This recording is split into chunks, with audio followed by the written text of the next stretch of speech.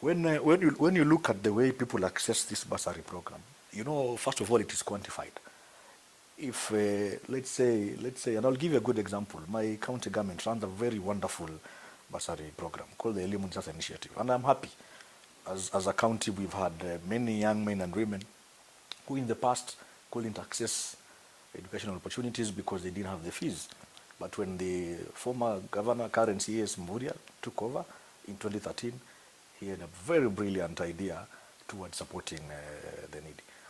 But 400 million has been put in place to pay bursaries to students. The requirement is you must have 350 and above for you to access this program. Many students fall below that threshold. What happened to that guy who got 349, 320, 300, and has an admission to a certain school? That tells you already automatically cut off. So it doesn't benefit everyone. It is not universal. As opposed to putting money to schools directly and tell people, can you just access education universally? And even the way the whole process is being run, you have 50 million as an MP. You advertise, you give out forms, bursary forms to many people. Not all will get that bursary program.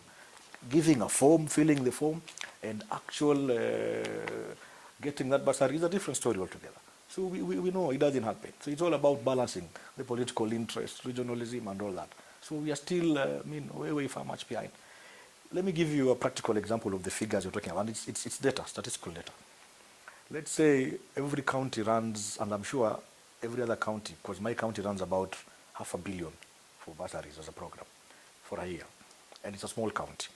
If we do by 47 counties, averaging at 500 million, that's around 23, 24 billion of money going towards scholarships and bursaries.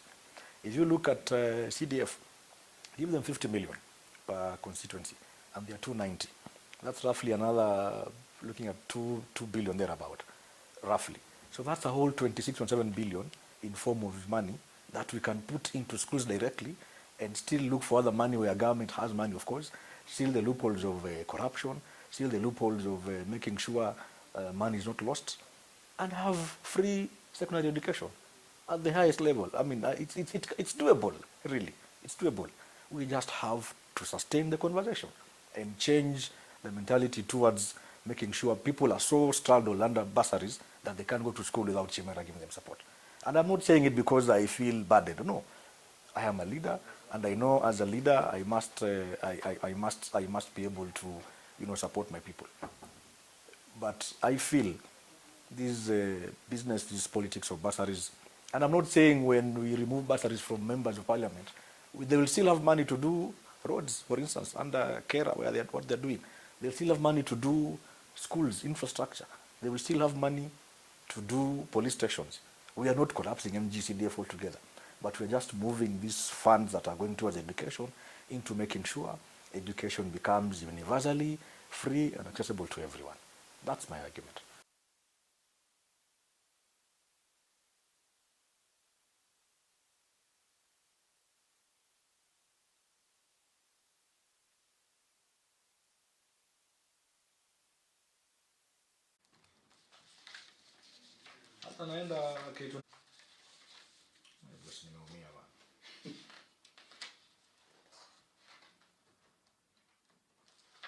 And these are checks that don't bounce. If we put all this money together into a kit, not necessarily domiciled at the Ministry of Education, but give it to the Treasury, and let us have schools getting these monies directly from Exchequer to go towards funding their capitation needs, and everybody accesses education. We make it free. That's the argument I'm actually bringing forth.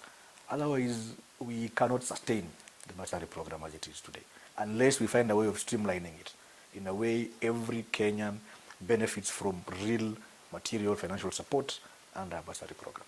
People have used the bursary as a political tool. Even when they're campaigning, suddenly you will find certain sentiments that they're saying, if you don't vote for me, then the bursary program will go away. Because maybe that guy is the initiator of that bursary program. And people sometimes, they perish because of lack of information.